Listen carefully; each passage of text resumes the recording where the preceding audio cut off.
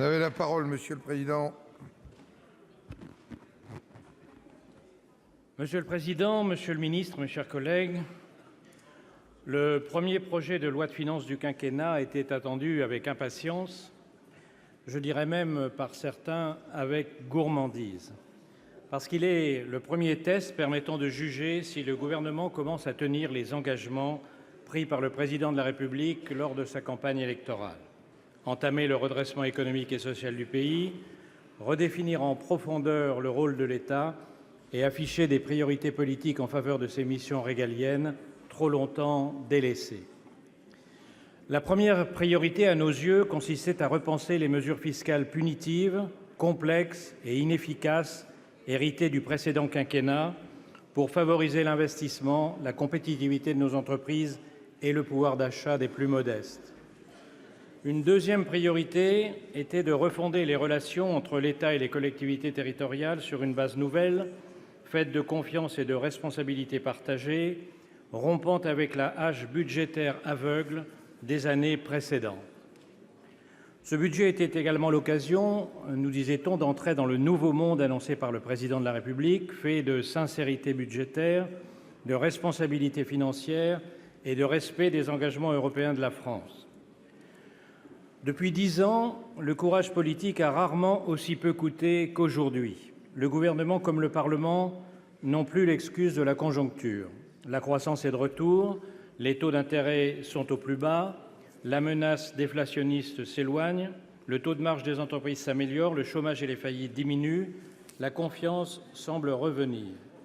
Une fenêtre d'opportunité est ouverte pour réformer fermement la France. La responsabilité du gouvernement pour les 5 ans qui viennent est donc immense. Mais la responsabilité de la représentation nationale, et singulièrement du Sénat, n'est pas moins grande, parce que cette amélioration de la conjoncture est propice aux surenchères, aux postures et au jusqu'au-boutisme.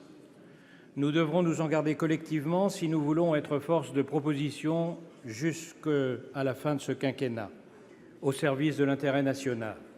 C'est le message principal, un message de modération, d'apaisement des antagonismes et de préférence pour les propositions constructives plutôt que pour les oppositions systématiques et les extrêmes qu'ont envoyé les Français à la classe politique lors de l'élection présidentielle. Je pense d'ailleurs que ceci n'est pas pour déplaire au Sénat qui, depuis longtemps, et en tout cas sous l'égide de son président actuel, pratique largement ses vertus. C'est donc avec en main la seule boussole de l'intérêt national que nous avons examiné ce texte. Nous avons voté les mesures qui nous paraissaient justes et en phase avec l'intérêt du pays. À l'inverse, nous avons critiqué les dispositifs inefficaces, les efforts insuffisants consentis en matière de sécurité, de justice ou de lutte contre l'immigration irrégulière, par exemple. Au terme de cet examen, le premier constat est que ce budget aborde de front plusieurs grandes questions fiscales et que plusieurs de ces dispositions vont dans le bon sens. Par exemple, nous soutenons la rupture avec une logique de fiscalité insensée sur les entreprises et vos efforts, Monsieur le Ministre, pour nous rapprocher des niveaux européens. Baisse de l'impôt sur les sociétés, mise en place de la flat tax, transformation du CICE en baisse des charges, ces mesures donneront de l'air à nos entreprises pour investir et créer des emplois dans les années à venir. De la même façon, nous approuvons la suppression des 3/4 de l'ISF qu'aucun des gouvernements précédents n'a eu le courage de faire depuis 30 ans. Sa suppression totale par notre Assemblée nous a semblé pour cette raison être une curieuse leçon d'audace politique à laquelle nous avons préféré ne pas nous associer. Si certains points de ce texte sont de vraies avancées par rapport à l'inertie et au renoncement des années précédentes, plusieurs points, au contraire, nous laissent un goût d'inachevé. Premièrement, les efforts budgétaires consentis, qui sont réels, restent modestes. La reprise économique que j'ai évoquée arrive à point nommé pour masquer un effort structurel faible et une dépense publique qui demeure inquiétante. Nous émettons des doutes sur les moyens mis en place pour respecter les objectifs annoncés et surtout, dans plusieurs domaines, il est procédé encore trop souvent par coups de rabot, sans vision d'ensemble. Il est vrai à votre décharge, Monsieur le Ministre, que vous avez dû poser dans l'urgence plusieurs rustines à un édifice budgétaire bien endommagé par votre prédécesseur.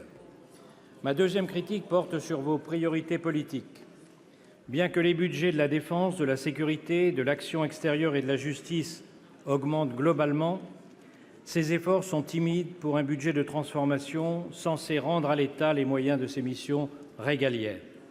Nous constatons ainsi la timidité du plan Action publique 2022 et des baisses d'effectifs dans la fonction publique qui sont loin d'être alignées sur les objectifs fixés par le Président de la République sur la durée du quinquennat. Enfin, le jeu du chat et de la souris depuis le mois de juin entre l'État et les collectivités territoriales ne sera pas mis au crédit du Gouvernement. Le gel des baisses de dotation pour 2018 et l'annonce d'un dialogue contractuel en vue d'économies futures sont bienvenus, mais elles arrivent bien tard, après des annonces abrasives, notamment sur la fiscalité locale, contradictoires avec l'annonce d'une conférence des territoires pour laquelle le président de cette Chambre vous avait pourtant indiqué sa disposition à coopérer. Par ailleurs, le report de la réforme de la taxe d'habitation par le Sénat annule la principale mesure de pouvoir d'achat de ce budget et bouleverse son équilibre politique.